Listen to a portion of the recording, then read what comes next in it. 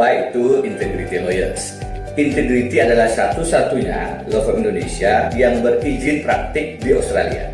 Kantor kami selain di Jakarta ada di Melbourne dan Sydney. Kami menangani masalah-masalah keimigrasian. Ingin jadi permanent residen, berbisnis, belajar, bekerja di Australia, tentu bisa menghubungi kami. Kami juga membantu masalah-masalah keluarga, cerai, tata asuh anak, pembagian harta bunuh gini, penjual belian properti atau bisnis, membuat kontrak dan perjanjian. Kami juga ikut menangani soal pembuatan surat wasiat, pembagian harta waris. Kami bahkan pernah menangani kasus-kasus pidana, kecelakaan kerja, dan kecelakaan lalu lintas. Ingin lebih jauh mengetahui tentang integrity, silakan kunjungi website kami www.integritylawfirms.com.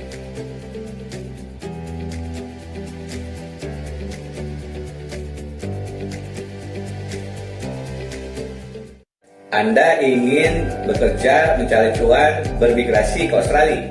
Bagaimana mengurus visanya? Menjadi penduduk tetap, belajar, bekerja, berbisnis di Australia.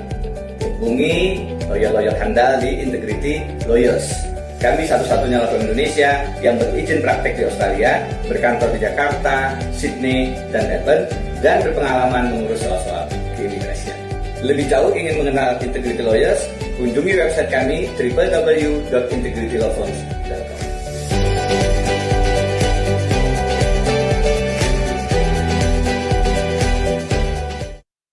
Anda membutuhkan lawyer, apalagi yang bisa berbahasa Indonesia di Australia. Hubungi Integrity Lawyers.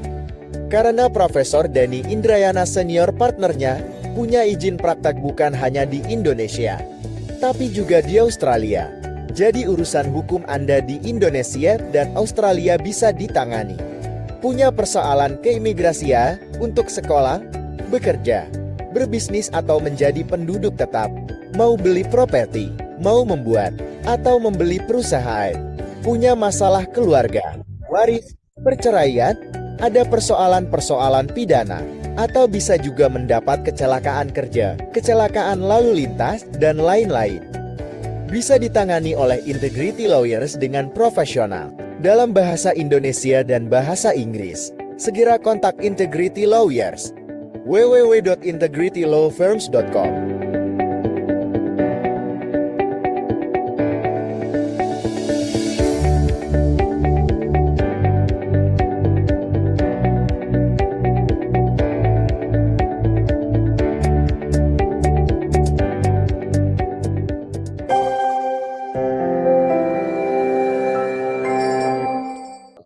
Untuk saat ini sudah bergabung dengan kita semua Mas Agus Abdul Majid. Halo Mas, selamat malam. Selamat malam waktu Australia. Oke, mohon maaf aku Sebentar. Oke, udah kedengeran ya suaranya ya? sudah Mas. Oke, Apa selamat kabar malam Mas? semua. Alhamdulillah Selamat sehat. malam, alhamdulillah. Eh, untuk para peserta sebagai informasi, Mas Majid ini sudah eh, menginjakan kaki di Australia sejak 2004 dari sekolah ya Mas ya. Jadi bekerja juga di sana di KJRI atau di KJRI di Sydney ya Mas. Tuh, saat ini Betul. di Jadi KJRI City. betul. Jadi sudah sepak terjang di Australia sudah sangat lama. Jadi kita harapkan Mas Majid ini bisa berbagi pengalaman, berbagi tips dari pandangan imigrasi supaya syarat-syarat kita bisa lolos gitu Mas untuk mendapatkan work holiday visa. Begitu Mas. Mungkin boleh Mas dimulai pemaparan materinya mengenai tips atau eh, tips dan syarat-syarat yang tepat kita lakukan supaya lolos gitu Mas dapat work and holiday visa di Australia. Gitu Mas, izin waktu dan tempat saya persilakan. Bismillahirrahmanirrahim. Assalamualaikum warahmatullahi wabarakatuh. Shalom, selamat malam, salam sejahtera bagi kita semua. Yang kami hormati, eh, Prof. Denny udah udah live mungkin ya. Tapi ya di sini ada yang mewakili dari Integrity, Mbak Rosemary, Mbak Amanda, dan rekan-rekan dari Integrity serta para hadirin sekalian. Tadi juga ada Deva ya, salah satu sukses applicant work and holiday visa. Kalau saya dari pihak pemerintah nggak boleh bias, nggak boleh memberikan tips and tricks kayaknya. Takutnya nanti saya malah menjurus. Tapi ya, saya akan menggambarkan garis besar kebijakannya serta bagaimana teknis permohonannya. Saya rasa ini ada perbedaan signifikan dari tahun-tahun sebelumnya, waktu zamannya Mas Deva. Mas Deva 2 tahun lalu ya, 2 tahun atau 3 tahun lalu ya. Tapi yang terakhir di Oktober 2024 itu ada perubahan yang signifikan. Semua sekarang pakai AI, bahkan saat mengajukan permohonan pun webcam harus nyala. Karena kita ingin memastikan tidak ada permainan dan itu dilakukan real time di satu waktu. Tidak ada proses tunggu, tidak ada intervensi manusia. Semua dilakukan di hadapan pemeriksa dari Ombudsman dan dari Ijen. Mungkin sebelum saya boleh share screen ya, Mbak Amanda ya. Boleh, boleh Mas, silakan. Kalau Eh, saya sudah. share ini terus saya play, kelihatan nggak? Sorry, kelihatan ya? Tampil nggak di Sudah, situ? siap Mas, sudah Layarnya kelihatan. bergerak ya? Bergerak Mas, sudah. Bergerak ya? Ya, Ya, oke, oke, siap. Mungkin saya coba paparkan dari aspek sejarahnya dulu. Saya skip aja beberapa slide biar cepat ya. Tapi ya ini dari sisi pemerintah, mewakili Direktur Jenderal Imigrasi, Kementerian Imigrasi dan Pemasyarakatan, kami ingin menggambarkan bahwa kami sebagai pemangku kepentingan di bidang keimigrasian ingin selalu memastikan bahwa kepentingan Republik Indonesia ini terjaga dengan mempertimbangkan dua aspek, yaitu aspek atau pendekatan security, jadi ya penegakan hukum, pengamanan negara, dan juga aspek prosperity, pelayanan terhadap publik, fasilitator pembangunan dengan kebijakan-kebijakan imigrasian, baik itu kebijakan paspor bagi WNI, kebijakan visa bagi WNA, serta fasilitasi WNI yang akan keluar negeri, salah satunya melalui SDU WHV. SDU WHV sendiri sebenarnya sudah ada semenjak tahun 2009. Waktu itu kuotanya sedikit hanya 100. Namun ini di apa ya? Dikembangkan, dibuat lebih besar pada saat Indonesia Australia menjalin kerjasama IACPA, Indonesia Australia Comprehensive Economic Partnership Agreement, yang mulai take into effect 2020, 6 Januari 2020. Itu masih pandemi, jadi ya jalannya masih tidak 100%. Namun salah satu keputusan yang diratifikasi adalah meningkatkan kuota WHV Indonesia, Work and Holiday Visa Indonesia, dari yang sebelumnya cuma sekitar kurang dari 1.000 menjadi 5.000 secara gradual. Ini mulai aktif di tahun 2020 dan ini sudah diglorifikasikan ya baik oleh Menteri kami, Menteri Hukum dan HAM saat itu, juga oleh Menteri Luar Negeri dan Menteri Perdagangan, karena memang ini adalah kesempatan yang baik bagi pemuda-pemudi Indonesia, kan karena WHV ini ada batasan usia ya, 18 sampai 30. Pemuda-pemudi Indonesia yang memiliki apa ya, usia produktif, terus semangat untuk membangun, membuka wawasan ke luar negeri itu juga masih baik, masih semangat, ingin membuka apa ya, wawasan pemuda-pemudi Indonesia untuk bekerja dan berlibur di Australia. Tentunya kesempatan di Australia banyak, tapi ya ini juga tidak jangan sampai disalahgunakan.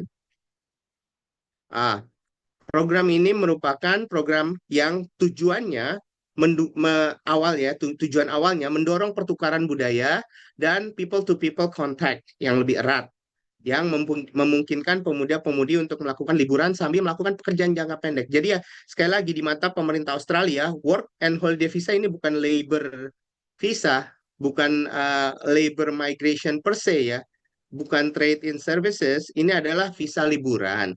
Namun, untuk membiayai liburan jangka panjangnya, pemerintah Australia mempersilahkan orang-orang tersebut, anak muda tersebut untuk bekerja.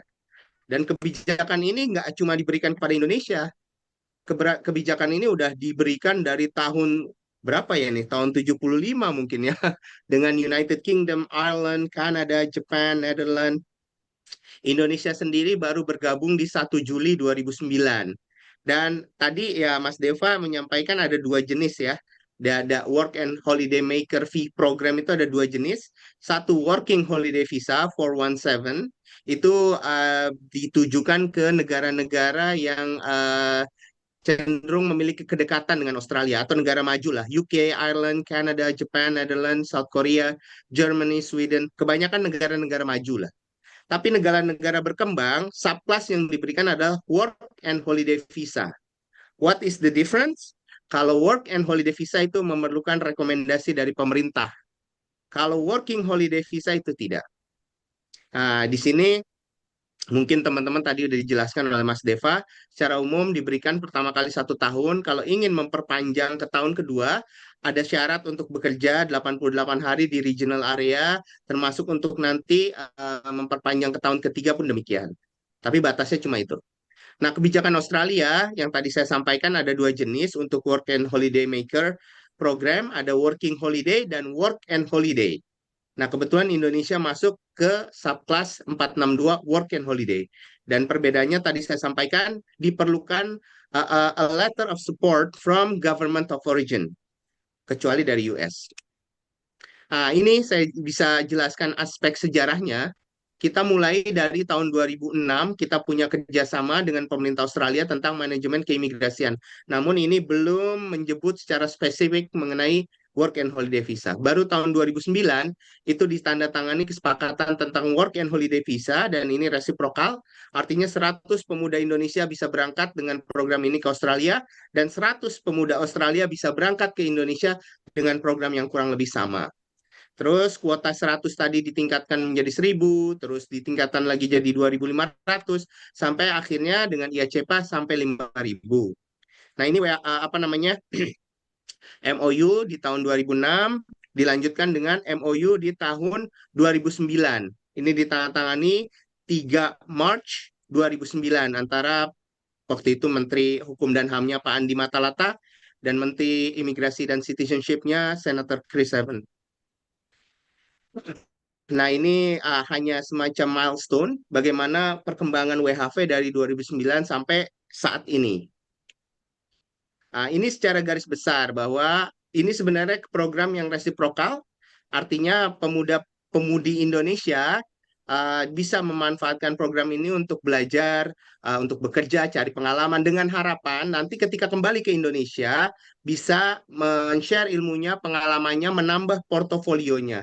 Tapi tidak menutup kemungkinan apabila dia memutuskan untuk tinggal permanently di Australia. Tadi mungkin Mbak Rosemary juga sudah menjelaskan ya, bagaimana pathways visa bagi WHV secara legal ya, karena saya juga nanti akan jelaskan bagaimana orang-orang yang mencoba mencari jalan singkat untuk tinggal permanently di Australia. Namun kami mewakili pemerintah Indonesia sangat-sangat tidak merekomendasikan cara-cara tersebut. Ini syaratnya mungkin tadi Mas Deva secara lebih lugas menyampaikan ya. Dan teman-teman bisa selalu ngecek ke websitenya imigrasi. Dan ini model lama. Mungkin waktu Mas Deva model suratnya seperti ini. Tapi ini model yang baru nih, SDUWHV-nya. Di SDUWHV yang model baru ini yang saya ceritakan bahwa prosesnya itu online. Dari jam pagi, tengah malam orang mulai melakukan registrasi dan sudah mendapatkan antrian, bisa masuk, upload dokumen, langsung dicek oleh AI. Pada saat dia mengerjakan itu webcam harus nyala. Makanya di sini bisa dilihat, dia ini webcam real picture at that time, real time picture pada saat dia mengajukan permohonan sama foto yang dia upload. Apakah sama atau tidak? Kita menggunakan teknologi BMS namanya, Biometric Matching System, untuk memastikan yang mengajukan aplikasi adalah orangnya langsung. Jadi dulu mungkin ada isu-isu atau rumor, ini ada orang yang pakai agent, ada orang yang bayar sekian, terus bisa mendapatkan SDUWHV. Sekarang itu tidak dibuka, tidak dimungkinkan lagi.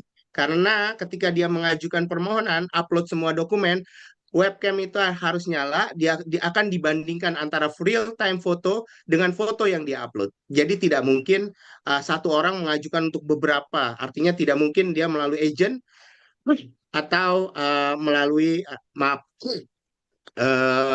apa ya, dengan mengelabui petugas atau meminta pertolongan orang dalam seperti itu sudah sangat-sangat tidak dimungkinkan lagi. Dan perlu diketahui juga pada saat pelaksanaan WHV yang terakhir ya di Oktober 2024, Ditjen Imigrasi langsung diawasi secara live oleh pihak Ombudsman dan Inspektorat Jenderal Kementerian Hukum dan HAM.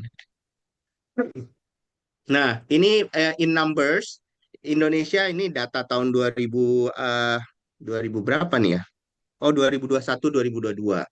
Indonesia cukup sehat jumlahnya dan bisa dikatakan ini dipercaya lah ya. Karena ada negara-negara tertentu yang mungkin banyak melakukan pelanggaran, subjek pemohon work and holiday visanya itu kuotanya entah dikurangi atau permohonannya banyak ditolak. Jadi Indonesia di sini dari segi angka cukup sehat karena pemohon atau yang memiliki work and holiday visa ketika berada di Australia itu well behaved dan berperilaku baik, tidak melakukan pelanggaran ataupun tindak pidana kriminal di Australia. Ah, Nah, proses ini memang terus akan dievaluasi, diperbaiki. Selain kita meminta tambahan kuota, kita juga ingin meningkatkan aspek perlindungannya. Karena ya rekan-rekan yang sudah masuk ke Australia dengan WHV tentu paham, dengan WHV ini tidak diwajibkan insurance ya. Nah, rekan-rekan juga diberikan working entitlement full time. Ketika di Australia ada mungkin rekan-rekan yang tergiur untuk bekerja mencari dolar yang sebanyak-banyaknya. Saya tidak menyalahkan itu, tapi tentunya rekan-rekan harus memperhatikan kondisi fisik ya.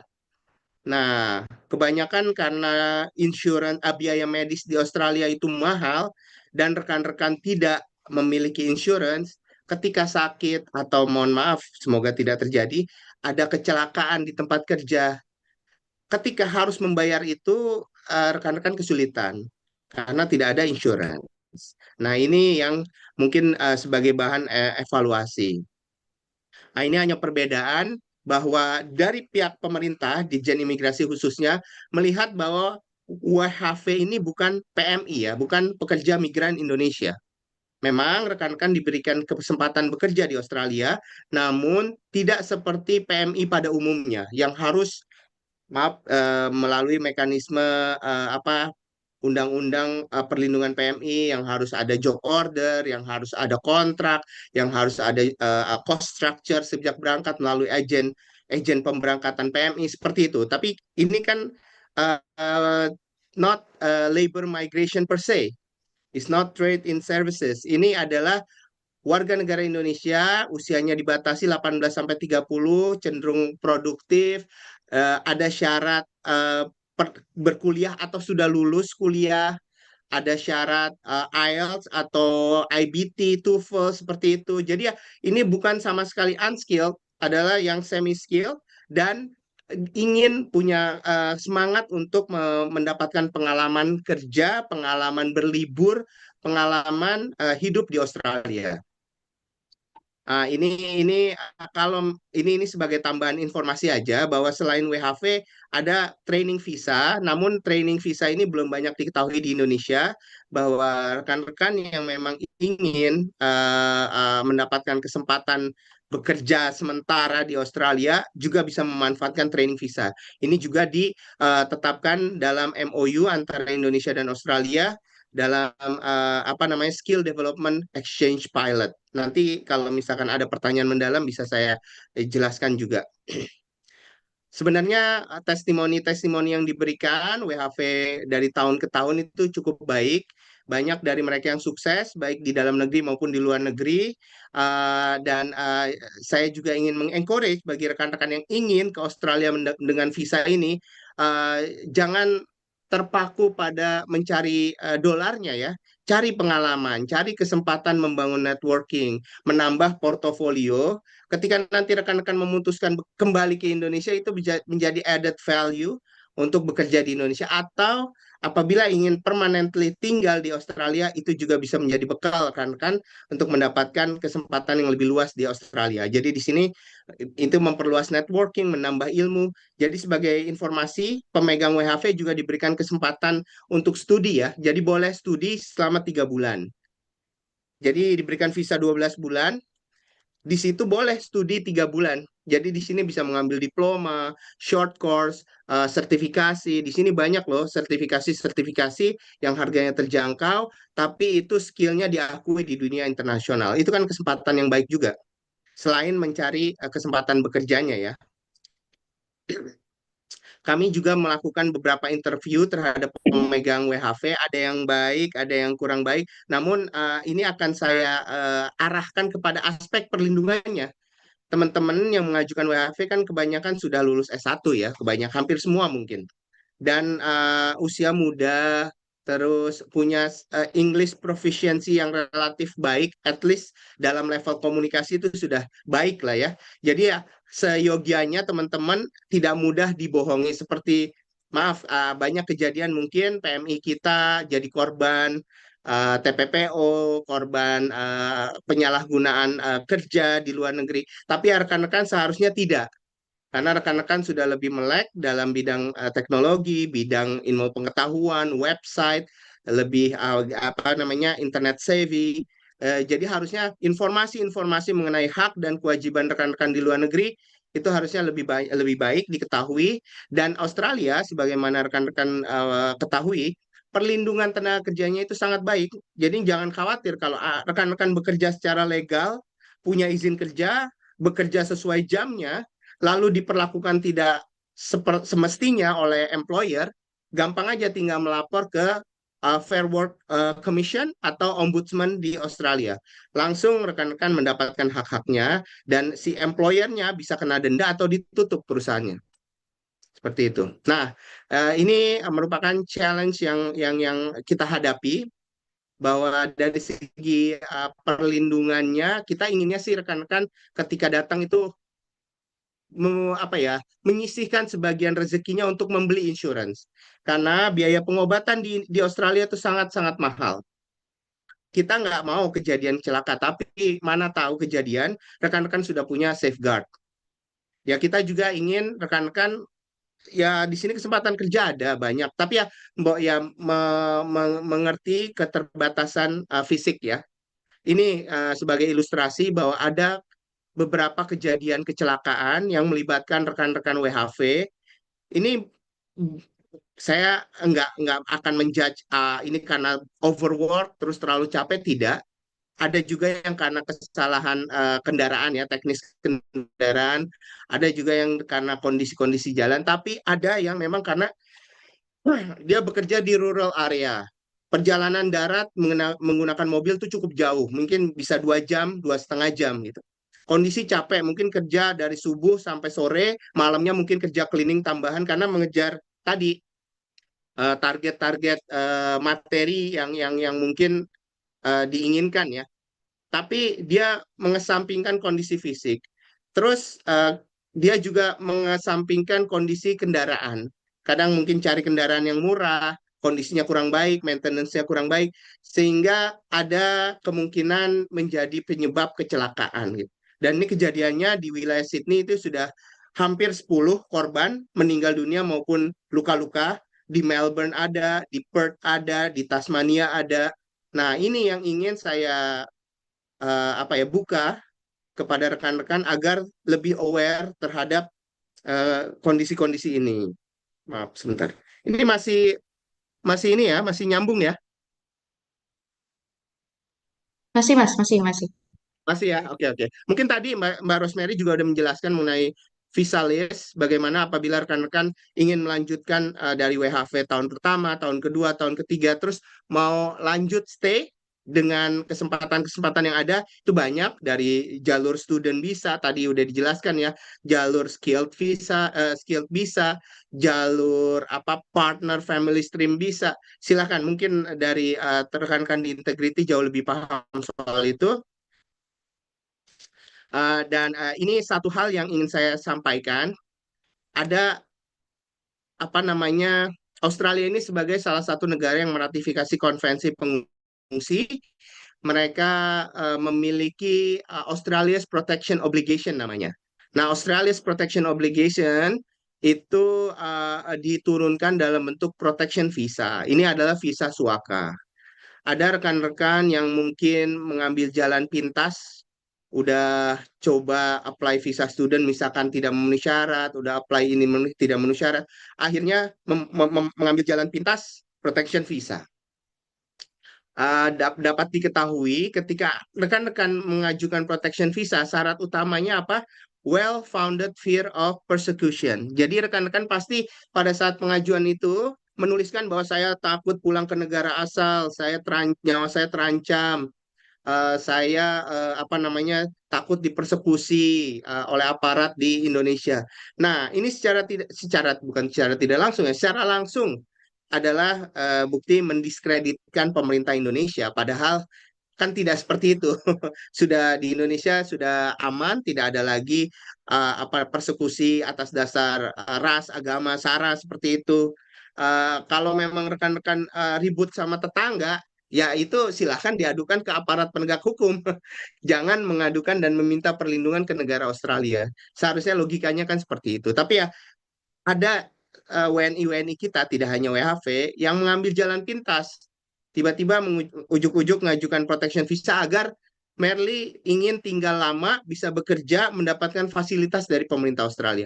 Tapi implikasinya, ini bridging visanya, implikasinya, rekan-rekan, mohon maaf, ini ada arahan dari pusat bahwa bagi WNI yang mengajukan visa perlindungan, visa pengungsi atau mencari suaka di Australia, itu akan kita batasi layanan paspor, layanan-layanan kekonsuleran oleh perwakilan Republik Indonesia di Australia. Karena kami tidak melihat rekan-rekan memiliki urgensi untuk memiliki paspor kalau mengajukan protection visa. Karena dari aspek perlindungan, pemilik protection atau bridging protection dikategorikan oleh pemerintah Australia sebagai vulnerable person yang sangat dilindungi oleh pemerintah, sehingga dia diberikan izin tinggal, sekolah, bekerja, memiliki akses ke layanan publik di Australia, termasuk Medicare ya. Medicare ini kayak BPJS, asuransi yang diberikan hanya kepada warga negara Australia dan PR di Australia. Saya aja yang dengan diplomatic visa itu tidak dapat fasilitas Medicare, tapi yang mengajukan protection itu dianggap layak. Mereka bisa beraktivitas secara legal, tapi ya mohon maaf, ketika Anda mengajukan protection visa, kami dari perwakilan itu tidak bisa seperti memberikan pelayanan kepada WNI karena Anda sudah istilahnya meminta perlindungan pemerintah Australia, dan dari pemerintah Australia sendiri melarang. Di sini ada di websitenya, we recommend that you do not use the passport or travel document issued by your country. Karena ya logikanya kan ngapain kok datang ke KJRI atau KBRI padahal dia meminta perlindungan dari persekusi pemerintah Indonesia. Nah, yang lainnya, aspek lainnya, bahwa tadi yang saya sampaikan dalam pengajuan protection visa pasti dia membangun narasi-narasi yang secara langsung mendiskreditkan pemerintah Indonesia. Dan perlu dipahami hal tersebut berdampak pada indeks penegakan HAM pemerintah RI di mata dunia internasional. Oleh karenanya, sekali lagi, ada banyak jenis visa, jadi jangan dengan mudah mengajukan protection visa hanya untuk tinggal lama di di Australia ya. Nah, ini yang perlu didiskusikan dari sisi pemerintah dan bagi rekan-rekan semua, saya harap bisa menemukan jalan untuk ke Australia dengan working and holiday visa, work and holiday visa, dan bisa sukses di Australia. Nanti bisa kalau memilih tinggal ya silahkan melalui jalur-jalur yang legal, atau mau kembali ke Indonesia dengan added value, pengalaman, ilmu pengetahuan yang diperoleh, dan serta networking yang diperoleh di Australia. Mungkin demikian paparan saya, kita bisa lanjutkan diskusinya di sesi tanya jawab. Terima kasih. Assalamualaikum warahmatullahi wabarakatuh. Waalaikumsalam warahmatullahi wabarakatuh. Terima kasih Mas Majid telah memaparkan materi yang sangat panjang dan sangat-sangat berdaging ya Mo ya tentang WHP. Oke, selanjutnya saya akan buka sesi tanya jawab kepada rekan-rekan peserta. Aturannya di raise hand terlebih dahulu, nanti saya akan meminta rekan-rekan peserta untuk unmute mic-nya dan sebutkan nama dan sebutkan pertanyaan. Nanti, eh oh ya, dan open cam. Para peserta yang ingin mengajukan pertanyaan kepada narasumber diharapkan open kamera. Baik, itu. Baik, ada Bu Sofia, silahkan. Assalamualaikum. Waalaikumsalam warahmatullahi wabarakatuh. Silakan untuk Suara saya bisa pertanyaannya. didengar dengan jelas. Jelas, sangat jelas. Selamat sore waktu Indonesia kepada para narasumber. Terima kasih narator sudah diberikan kesempatan kepada saya untuk bertanya. Saya cuma punya dua pertanyaan untuk sesi kali ini. Pertanyaan yang pertama adalah, apakah benar WHP masih berlangsung untuk tahun 2025? Karena seperti yang kita tahu, WHP berlangsung setiap tahun selama ini berdasarkan kontrak kita dengan pemerintah Australia. Dan saya ada baca beberapa reaction atau komentar bahwa kontrak pemerintah kita dengan Australia sudah berakhir di periode 2024 dan 2025. Sehingga periode 2025 dan 2026 ini masih belum ada kejelasan. Itu pertanyaan yang pertama. Pertanyaan yang kedua, apakah betul nanti untuk pelaksanaan SDWHP dipegang oleh Dirjen Imigrasi Indonesia atau sudah berubah ke Dirjen Kementerian? Sekian, terima kasih.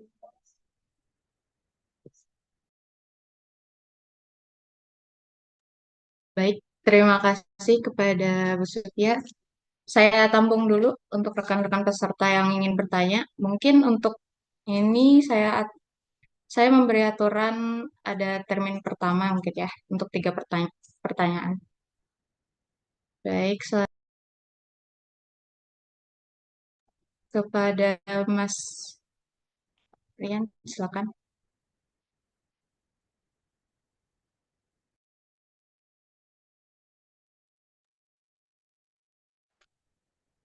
Baik, Assalamualaikum warahmatullahi wabarakatuh. Suara saya terdengar? Terdengar, Mas? Ya, perkenalkan saya Rian Siswanto, saya dari daerah Cimahi, Bandung, Jawa Barat. Eh, Gini Mbak, saya mau tanya mengenai paspor dari WHP itu kan ada minimal batasan umur. Dari 18 tahun sampai dengan 30 tahun. Ya mungkin untuk kita-kita yang sedikit sudah lewat di 31, khususnya saya lah 30. Itu bisa nggak mengajukan WHP? Tadi sempat dengar yang dari Mas Dep bilang bahwasanya akan tertolak secara otomatis gitu kan. Gimana caranya untuk mendapatkan WHP yang mungkin di atas 30 tahun bisa atau tidaknya, ataupun mungkin ada opsi lain selain dari menggunakan atau dari visa WHP atau dan lain sebagainya. Gitu aja sih. Dari saya cuman segitu aja. Karena mungkin secara secara yang tadi dibicarakan oleh Bapak yang mungkin dari pemerintahan, ternyata mungkin WHP itu bukan peruntukan mencari kerja, tapi di situ ternyata kita itu holiday dan mungkin untuk mengedepankan atau mencari apa pengalaman dan lain sebagainya, mungkin cukup menjadi warning juga buat kita yang mungkin ingin bekerja gitu, tapi di situ kita tidak tahu PHP itu khususnya ya mungkin bukan untuk 100% berkarir, tapi di situ kita perlu juga untuk opsi bekerja sambil mencari kesempatan untuk studi, untuk menambah pengetahuan dan juga bekerja. Mungkin dari saya sekian, Ibu, terima kasih. Terima kasih, Mas Rian. Saya tampung dulu ya, nanti narasumber akan menjawab pertanyaan dari Mas. Oke, terima kasih. Kasih.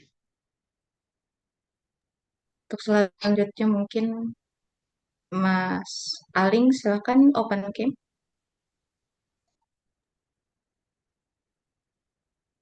Halo, selamat Oh, sore, mohon Kak. maaf, Mbak. Oke, Iya, nggak apa-apa, ya, aman. Oke, siap. sebelumnya saya ucapkan selamat sore, Kak. Terima kasih atas pemaparan dari Mas Majid dan Mas Devan tadi ya. Oke, aku izin bertanya, jika saya mau apply visa WHV tahun ini di 2025, apakah nanti suami saya bisa ikut menemani saya? Di sini rencananya suami saya mau menggunakan visa turis, tapi tidak bekerja, jadi hanya murni menemani saya saja di sana. Nah, lalu jika menggunakan visa turis, apakah aman? Karena saya khawatir akan ada kecurigaan, karena visa turis kan hanya berlakunya 3 bulan setiap datang ke sana. Nah, itu kan apakah akan ada kecurigaan setiap dia bolak-balik selama 3 bulan? Sarannya bagaimana ya, Kak ya? Apakah suami saya menggunakan visa yang lain? Terima kasih.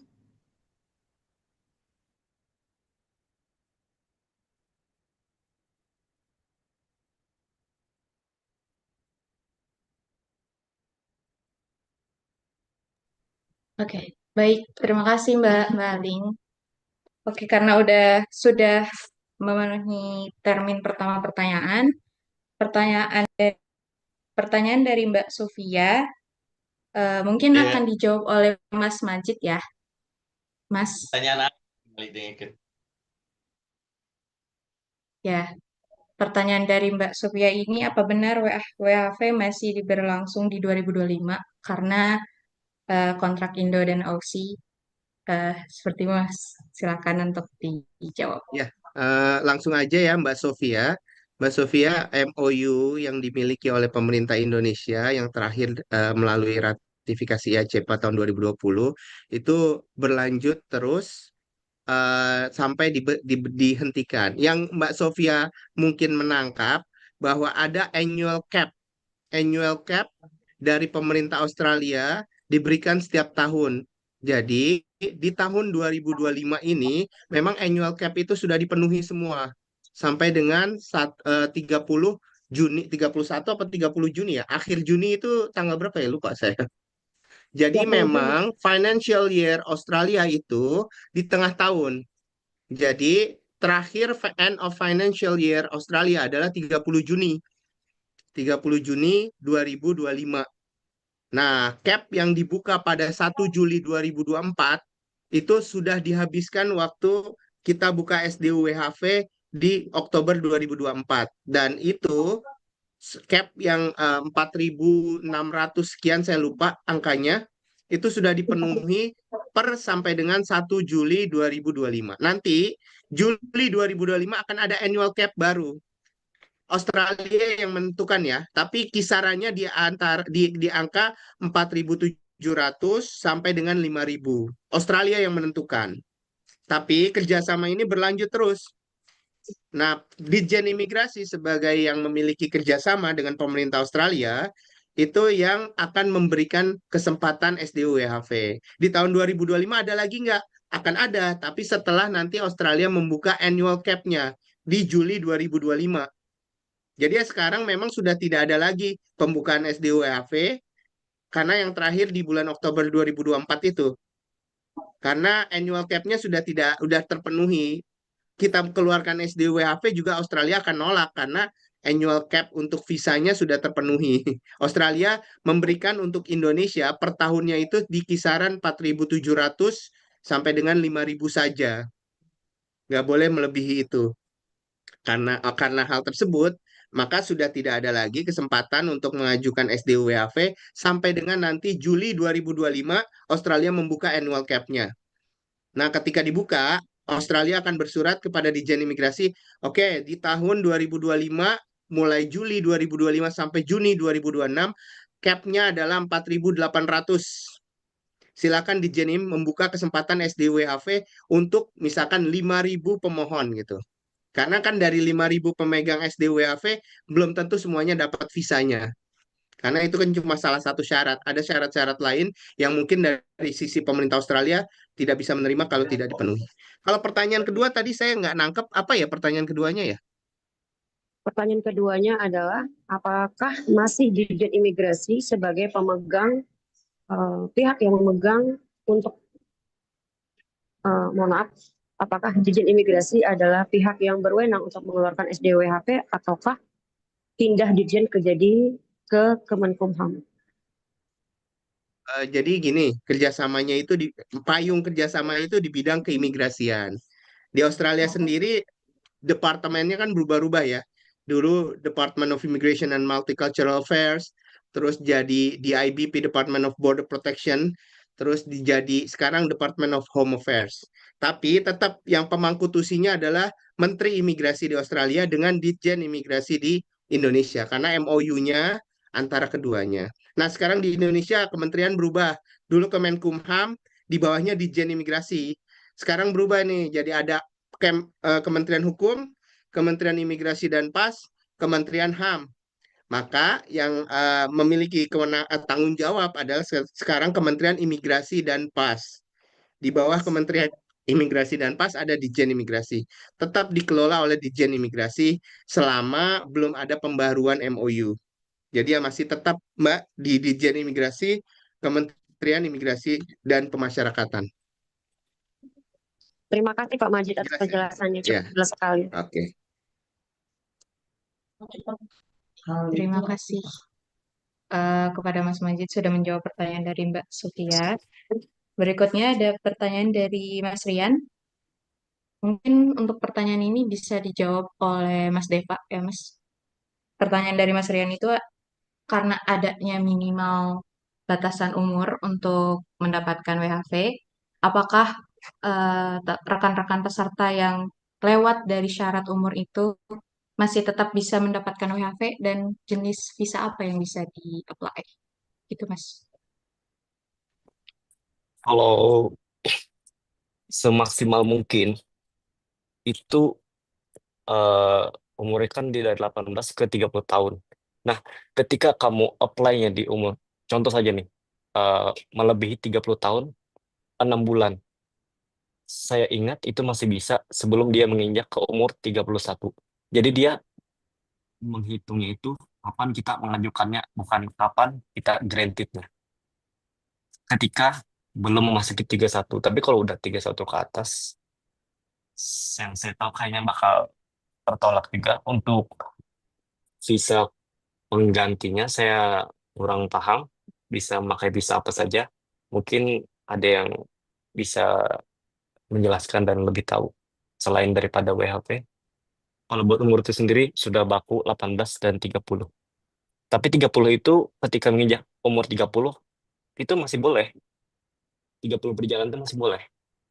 Sampai menaiki ke sebelum 31. Mau 1 bulan sebelum 31 juga boleh.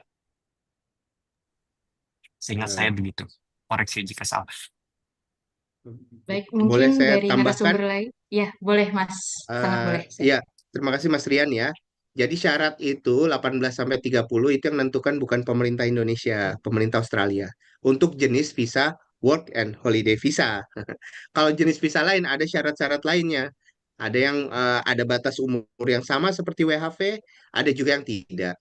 Jadi ya banyak visa Australia tuh ada ratusan. Mungkin tadi yang dipaparkan oleh Mbak Rosemary kan ada banyak tuh. Baik onshore maupun offshore ya. Kalau misalkan saat ini Mas Rian masih berada di Indonesia, cari visa yang offshore berarti.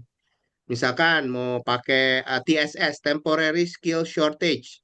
Itu ada skill-skill yang dipublikasi oleh Australia dalam Skill Occupation List yang memenuhi syarat. Mas Rian bisa browse through. Kalau memang merasa memiliki skill di bidang itu, silakan. Silakan apply. Biasanya sih kalau TSS itu umurnya kalau nggak salah sampai 45 lah ya. Tapi ya memang ini semua visa didesain, diformulasi berdasarkan kebutuhannya. Australia kan cukup cermat ya membuat kebijakan visa. Ya WHV yang dicari adalah usia produktif 18 sampai 30 yang bersedia bekerja di sektor-sektor informal.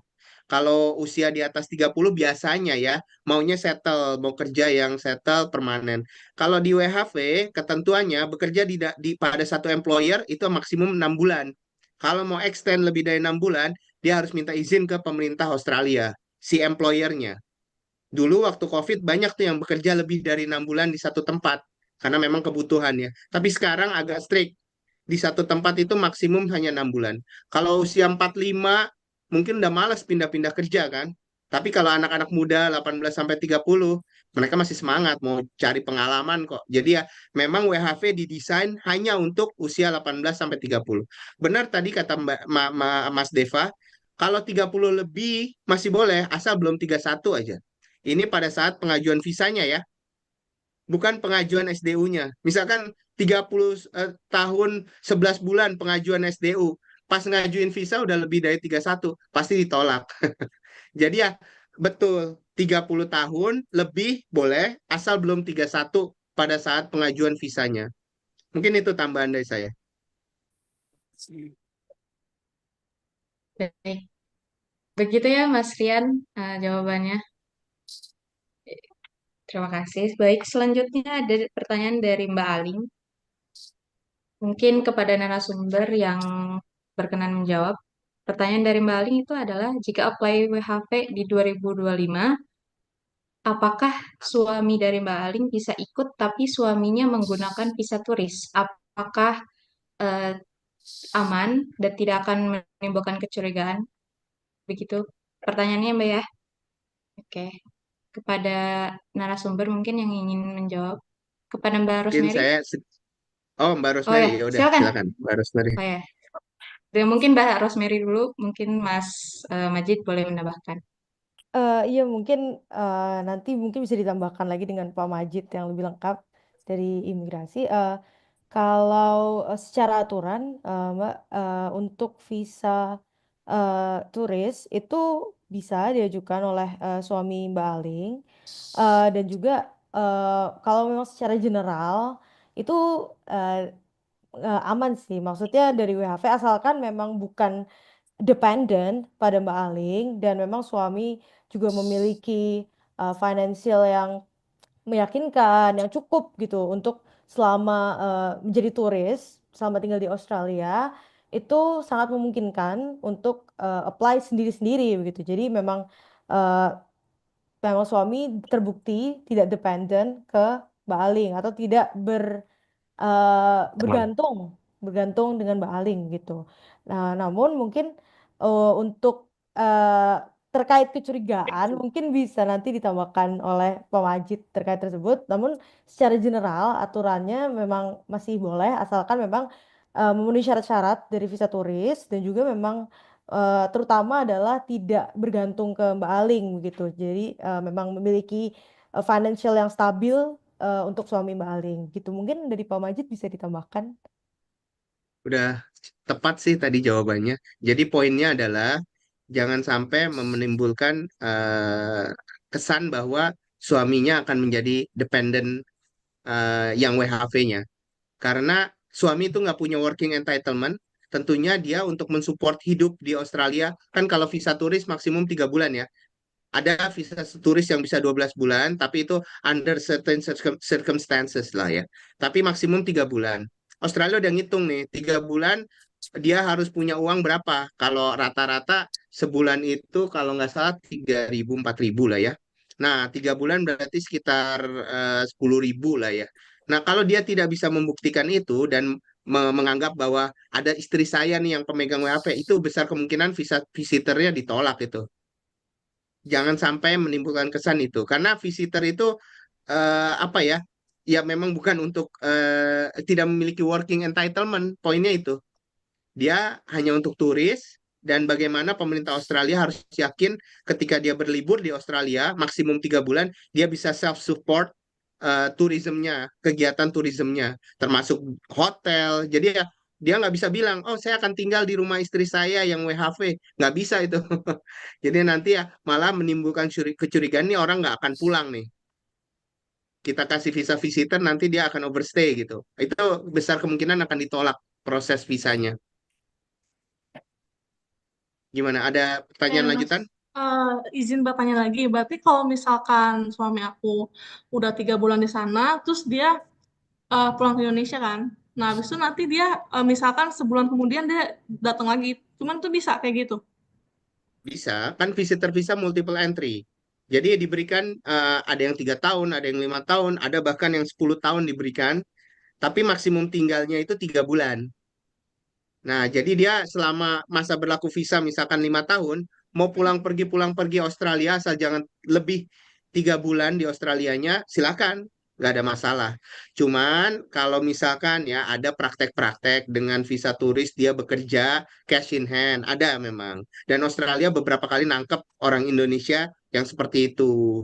Akhirnya visanya di cancel, orangnya dideportasi. Jadi ya dia datang ke Australia 3 bulan, terus sebelum 3 bulan habis dia keluar, besoknya balik lagi. Dan itu terjadi berkali-kali. Australia curiga lah.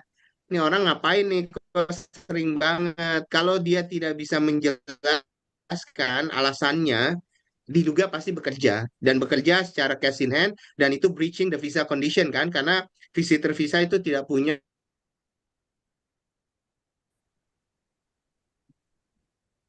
putus ini. Maaf, maaf. Putus ya tadi ya. Iya, Iya, Mas. sempat Mas. Nah, oke. Tadi gimana? Udah jelas belum? Apa ada pertanyaan lanjutan? Silakan. Berarti sebenarnya kalau misalkan best advice-nya itu berarti suami saya pakai tetap visa turis aja gitu ya? Mbaknya mau, halo? Mbaknya WHV apa turis juga? Oh, aku WHV sih rencananya. Ah, rencananya.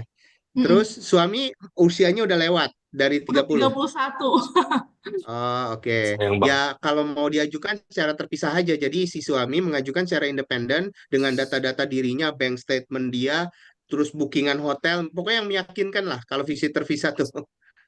Oh, oke. Ya, tapi jangan dikait-kaitkan dengan statusnya Mbak Aling ya. Saya Oh, oke, khawatir oke. malah kalau ditanya apakah you have relatives in Australia, ya boleh aja dia bilang ada, istri saya tinggal di Australia, tapi dia terpisah. Tapi ya secara hitung-hitungan di atas kertas, si suami ini self sufficient gitu. Tidak menunjukkan indikasi bahwa dia akan bergantung kepada Mbak Aling gitu aja sih. Oh, oke. Berarti intinya menunjukkan kalau suami aku independen ya, gitu ya. Yap, yap, yap, yap. Tapi kalau ada pertanyaan, apakah kamu punya relatif di Australia? Ya harus jujur juga, ya Iya, harus bilang kalau betul-betul. memang Soalnya kalau Mbak misalkan Alingnya kalau misalkan dia malah bohong, malahan jadi curiga malah gitu ya, malah Mas ya. salah. Iya, betul, betul, betul. Oke, siap, Mas. Terima kasih atas informasinya dan Mbak Rosemary. Selamat sore. Baik, terima kasih kepada Mbak Aling sudah bertanya. Untuk pertanyaan terakhir mungkin ya, karena mempertimbangkan waktu Mas Majid dan Mas Deva juga di Australia yang sudah larut. Mungkin boleh ya satu pertanyaan lagi dari rekan-rekan peserta, nanti saya akan pilih. Mbak Kaisha ya, silakan. Kalau mau tanya, kalau ada dua, tapi singkat. Di Australia itu kalau misalnya kita pemegang WHV akan dicek secara berkala nggak oleh pemerintah setempat. Terus yang kedua, tadi kan sempat dimention bahwa pemilik WHV itu tidak dianggap PMI atau pekerja migran Indonesia ya. Nah, itu dianggapnya jadi apakah statusnya? Kalau misalnya tadi kelewat, mohon maaf. Terima kasih. Terima kasih Mbak Kaisha. Mungkin ini lagi-lagi Mas Majid ya Mas yang menjawab. Pertanyaan dari Mbak Kaisha, apakah akan ada pengecekan berkala dari pemerintah Australia? Dan karena bukan PMI, jadi kita itu statusnya oleh apa gitu? Oke, yang pertama, ya Australia sebagai negara yang punya pemerintah yang punya negara, ya dia berhak aja. Dan ini tidak spesifik ke WHV aja, ke semua orang asing. Sama aja imigrasi Indonesia mengecek ke orang asing yang ada di Indonesia. Ya semuanya akan dilakukan, tapi Australia eh, tidak seperti di Indonesia, dia tidak secara agresif melakukan compliance itu apa ya, penegakan hukum keimigrasian. Mereka based on report, based on apa ya, ya based on report lah umumnya. Jadi selama Anda behave, tidak melakukan kriminal, tidak mengganggu ketertiban umum, Jangankan Anda yang legal ya, yang ilegal aja aman-aman aja. Banyak kok orang asing di Australia, masuknya termasuk orang Indonesia yang ilegal bekerja, tapi dia tidak melakukan eh, keributan, tidak mengganggu ketertiban umum. Pokoknya jangan sampai menimbulkan laporan aja. Itu mereka sampai bahkan sampai puluhan tahun aman, nggak ada masalah. Apalagi Anda yang bekerja secara legal, jadi nggak perlu khawatir. Ya, bahkan Anda punya privilege ketika Anda dibayar lebih rendah, diperlakukan tidak semestinya oleh employer, bekerja sampai membahayakan fisik, itu bisa melapor. Ada Fair Work Commission di sini. Kayak semacam apa ya? Ya yang mengawasi lah kesejahteraan labor. Anda bisa menuntut. Ada kejadian baru-baru ini di Sydney, dia dibayar lebih rendah, dilaporkan, itu si employernya didenda sampai 100.000 dolar. Kalau dirupiahkan itu 1 M ya, agar dia bisa tetap menjalankan operasinya. Kalau nggak ditutup. Jadi Anda malah lebih memiliki privilege di situ. Nah, tadi pertanyaan kedua, apabila bukan PMI itu siapa? Ini status yang diberikan oleh pemerintah Indonesia ya. Kalau di Australia ya Anda sebagai orang asing yang bekerja di Australia dan berlibur. Karena kalau baca di websitenya Department of Home Affairs, apa WHV itu ditujukan pada orang-orang yang ingin berlibur jangka panjang. Jadi Anda ini turis di Australia, turis berlibur jangka panjang, tapi untuk menghidupi liburan jangka panjang ini Anda boleh bekerja. Bahkan boleh studi 3 bulan maksimum. Jadi ya kalau saya sih nggak usah terlalu pusing dengan istilah-istilah itu ya. Karena kalau Anda PMI itu prosedurnya lebih ribet, harus melalui BP2MI, sekarang Kementerian P2MI ya. Terus harus punya job order sebelum bisa bekerja. Ini kan malah menambah repot ya. Via cost ya di situ. Ya buktinya banyak rekan saudara-saudara kita yang PMI di Timur Tengah, di Malaysia, mereka udah bayar sekian, utang sana, utang sini, terus berangkat malah kerjanya aja tidak sesuai apa ya iklannya. Jadi ini malah praktek-praktek TPPO namanya, tindak pidana perdagangan orang. Kalau saya sih melihatnya Anda lebih profesional daripada yang seperti itu. Jadi ya tetap mulia, pekerjaannya jauh lebih bermartabat juga. Jadi ya tidak usah terlalu pusing dengan istilah-istilah itu kalau menurut saya. Oke, terima kasih. Terima kasih, Mbak Kaisya. Itu jawaban dari Mas Majid. Eh, terima kasih, Mas Majid. Terima kasih, Mas Deva. Terima kasih, Mbak Rosemary, sudah memaparkan materi-materi tentang WHP dan permanen resident. Mohon maaf kepada para peserta yang sudah mengacungkan tangan, sudah raise hand, tapi tidak diperkenankan untuk bertanya kali ini di webinar ini. Mungkin teman-teman peserta bisa mengunjungi website Integrity di www.integritylawfirms.com. Di situ ada kontak yang bisa dihubungi, ada by email, by phone. Teman-teman rekan-rekan peserta bisa bertanya mengenai pertanyaan yang tidak tersampaikan di webinar kali ini. Mohon maaf karena eh, pertimbangan waktu, karena perbedaan waktu di Australia dan Indonesia, kami mengakhiri webinar kali ini. Terima kasih kepada para peserta yang sudah menghadiri webinar sampai selesai. Terima kasih kepada narasumber, Mas Majid, Mas Deva, terima kasih sudah meluangkan waktunya sampai dengan larut. Terima kasih Mbak Rosemary. Saya tutup. Saya Amanda Ginastina Sution sebagai moderator webinar kali ini. Mohon maaf apabila banyak kekurangan ketika saya membawakan webinar kali ini.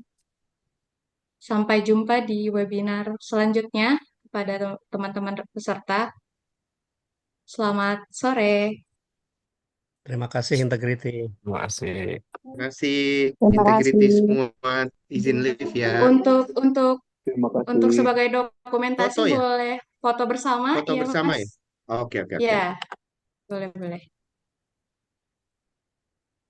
Baik, yang rekan-rekan peserta yang ingin berfoto silakan open cam. Malu, malu, malu. Oke, senyum. 1, 2, 3. Oke, sebentar sekali lagi. 1, 2, 3. Baik, terima kasih kepada peserta semuanya, Mas Majid, Mas Deva, sekali lagi Mbak Terima kasih. Rosemary juga. Saya izin live ya. Terima kasih Iya, Sehat-sehat Mas, selalu terima kasih. semuanya. Deva. Terima kasih. Assalamualaikum. Waalaikumsalam. Wassalam.